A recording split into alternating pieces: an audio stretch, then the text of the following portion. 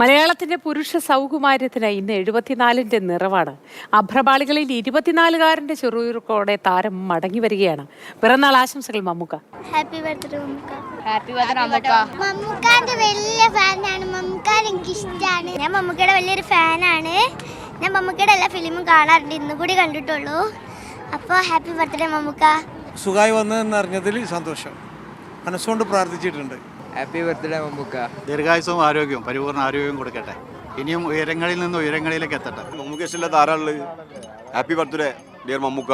ഒരുപാട് ഇഷ്ടമാണ്. മമ്മൂക്കയാണ് അവിടെ മെയിൻ ആയിട്ടുള്ള actor. Happy birthday Mammukka. Happy birthday Mammukka.